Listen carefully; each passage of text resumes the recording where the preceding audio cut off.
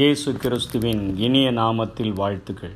சங்கீதம் 17 அதிகாரம் 15 பின்பகுதியிலே தாவீது ராஜா இப்படியாய் சொல்லுகிறார்: நான் விழிக்கும்போது உமது சத்தர்தாமே நமக்கும் அப்படிப்பட்ட கிருபைகளை தருவாராக. ஆமை. மிகவும் ஒரு உயர்ந்த பதவியிலேயே இஸ்ரவேல் நாடு அனைத்திற்கும் சமஸ்த இஸ்ரவேலுக்கும் ராஜாவாக மாற்றப்பட்ட அந்த தாவீது மிகவும் ஏழ்மையான நிலைமையில் இருந்து ஒரு ஆடு மேய்க்கிறவனாக இருந்து இவ்வளோ பெரிய ஒரு ஸ்தானத்தை அடைந்த பின்பு அந்த ஸ்தானத்திலே மயங்கி போகாதபடி, அந்த அரியணையிலே மயங்கி போகாதபடி, அவனிடத்தில் வைத்திருந்த பொன்னும் பொருளும் அத்தனை ஏராளம், அவைகள் எல்லாவற்றையும் விட அவன் எல்லாவற்றிற்கும் மேலாக அறிக்கையிடுகிற ஒரு காரியம்: நான் விழிக்கும்போது உமது சாயலால் திருப்தியாவேன் என்று சொல்லுகிறார்.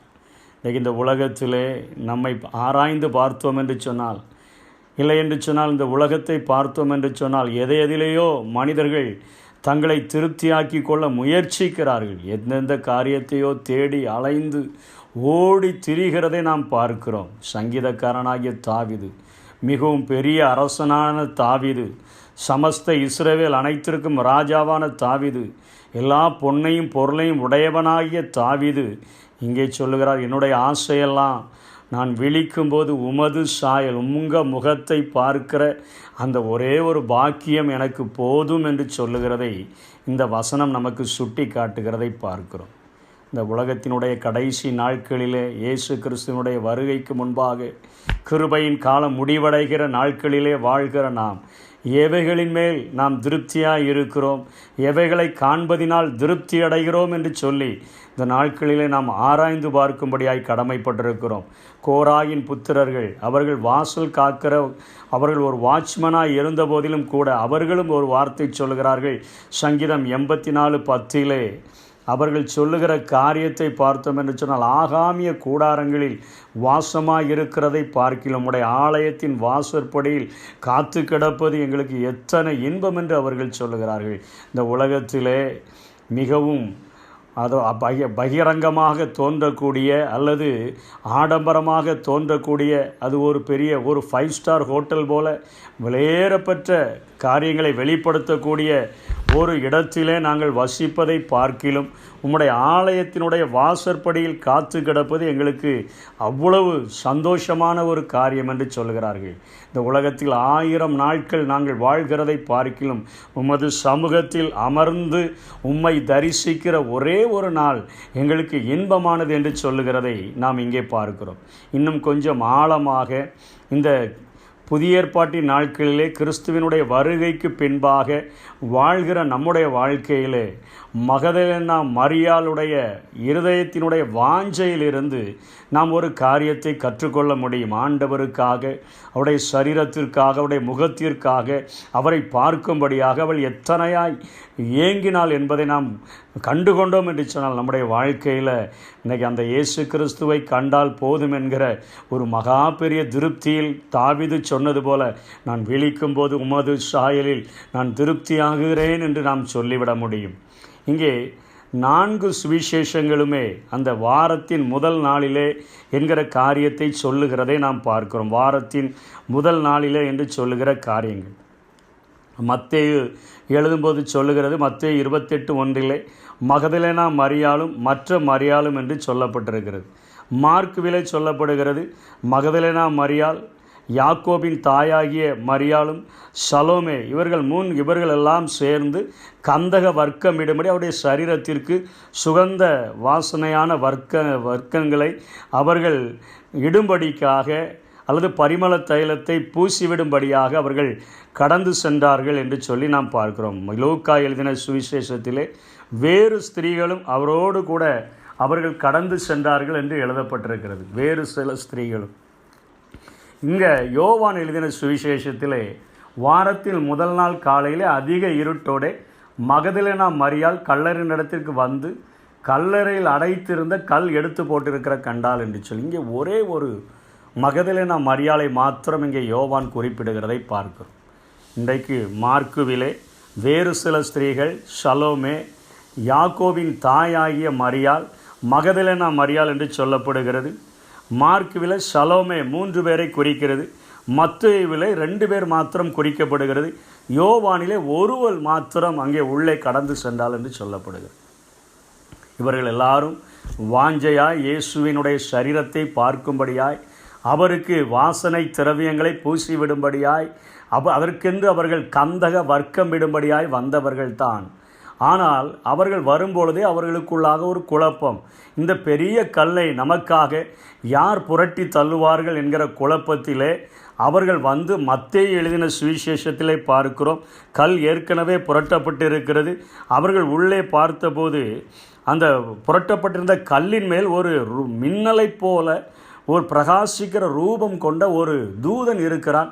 அதை பார்த்த மாத்திரத்திலே அவர்கள் உயிர் தெழுந்தார் என்று சொன்ன உடனே அவர்கள் பயந்து நடுக்கமிட்டு அவர்கள் எல்லாரும் ஓடிவிட்டதாக மத்தேயு குறிப்பிடுகிறதை பார்க்கிறோம். மார்க்குவிலே அவர்களும் வந்து நிற்கும்போது ஒரு தூதன் கல்லறையின் உள்ளாக அவர்கள் பார்க்கும்போது ஒரு தூதன் வலது பக்கத்திலே உட்கார்ந்து கொண்டு இதே செய்தியை சொல்லுகிறதாக குறிக்கப்படுகிறது. அவர்களும் இயேசுவை பார்க்காமல் தூதனை கண்ட மாத்திரத்திலே அவர்கள் ஓடிவிடுகிறார்கள். முதலிலே மின்னலை போல ரூபம் கொண்ட ஒரு தூதனை கண்டு ஓடிவிடுகிறதாக மத்தேயு குறிப்பிடுகிறார். மார்க்குவிலே வலது பக்கத்தில் இருந்த ஒரு தூதன் இந்த காரியங்களை சொல்லும் பொழுது அவர்கள் ஓடிவிட்டதாக சொல்லப்படுகிறது. லூக்காவிலும் அப்படிப்பட்ட காரியமே சொல்லப்படுகிறதை பார்க்கிறோம். லூக்காவிலும் அவர்கள் தூதனை கண்டு அந்த ஸ்திரீகள் எல்லாரும் போய்விடுகிறதாக நாம் பார்க்கிறோம். ஆனால் யோவான் எழுதின சுவிசேஷத்திலே யோவான் அங்கே தெளிவாக மகதலேனா மரியாளினுடைய வாஞ்சையை அத்தனையாய் வெளிப்படுத்துகிறதை பார்க்கிறோம். இந்த மகதலேனா மரியாள் யார் என்று சொன்னால் லூக்கா 8ஆம் அதிகாரம் 2ஆம் வசனத்திலே அவளை குறித்து சொல்லப்பட்டிருக்கிறது. அவள் 7 பிசாசுகளினின்று விடுவிக்கப்பட்ட ஒரு மகள். அதற்கு பின்பு தனது வாழ்க்கையை ஆண்டவருக்கென்று அர்ப்பணித்தவள். 12 சீஷர்களைப் போல நிரந்தரமாக அவரது பாதையில் பயணித்தவர்களில் ஒருத்தியாக அவர் விளங்கினாள் என்று சொல்லப்படுகிறது. ஏனென்று சொன்னால் அநேக தங்களுடைய ஆஸ்திகளினால் இயேசுவுக்கு ஊழியம் செய்த ஸ்திரீகளும் அவரோடு கூட இருந்தார்கள் என்று சொல்லப்பட்டபடியினாலே ஒரு வசதி படைத்த பெண்ணாக இருக்க முடியும்.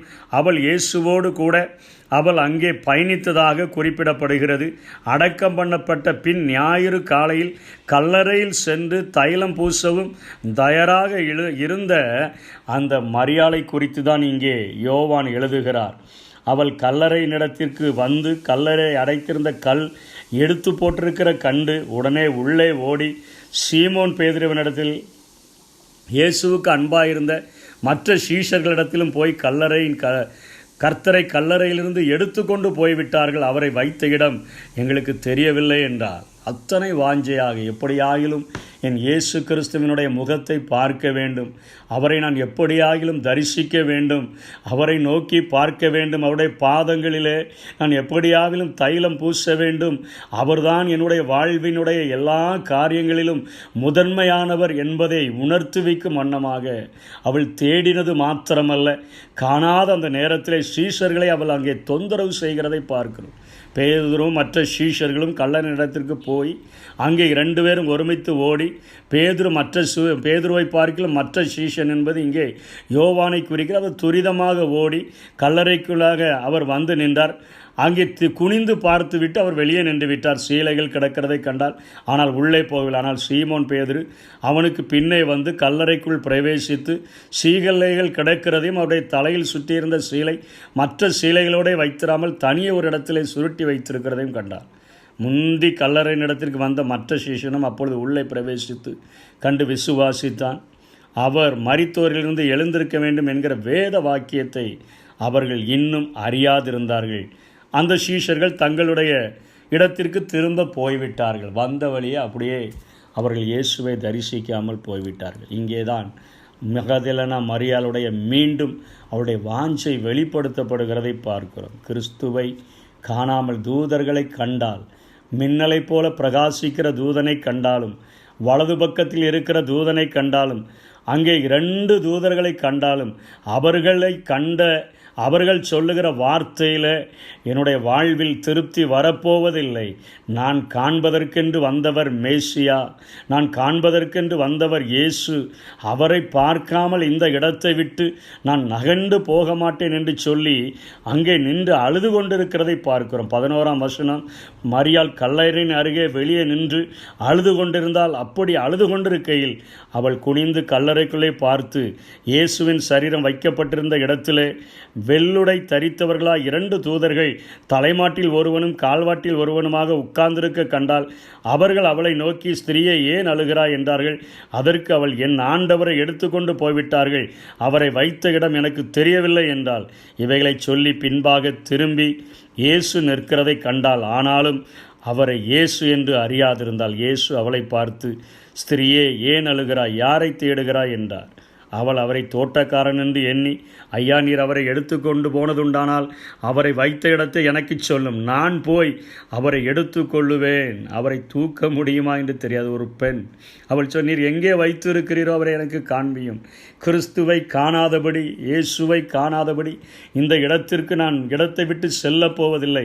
2 தூதர்களை தரிசித்தது உண்மைதான், எனக்கென்று கல் புரட்டப்பட்டிருப்பது உண்மைதான், நான் எதிர்பார்த்து வந்த எல்லா அற்புத அடையாளங்களும் என் வாழ்வில் நடந்திருப்பது உண்மைதான்.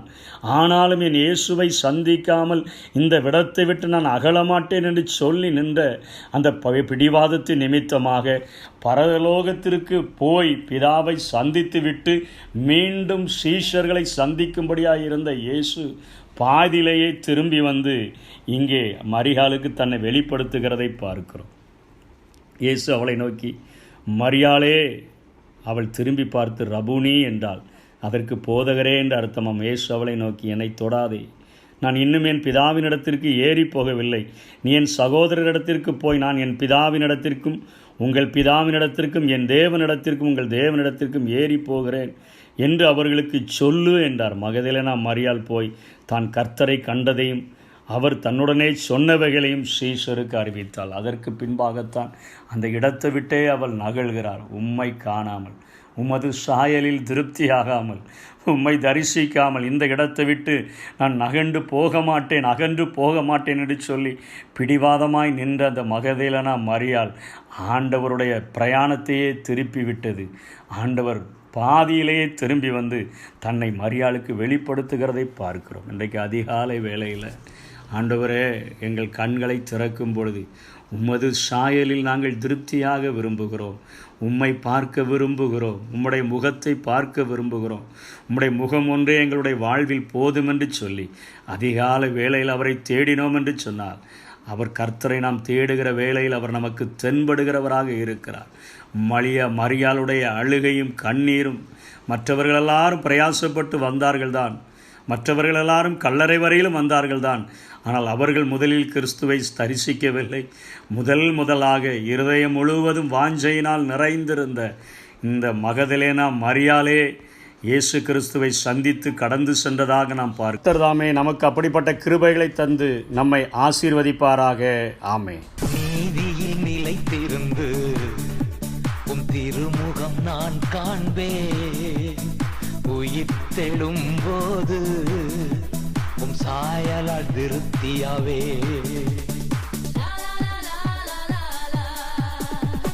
நீதியில் நிலைத்திருந்து உம் திருமுகம் நான் காண்பேன். உயிர் தெழும் போது உம் சாயலால் திருப்தியாவே.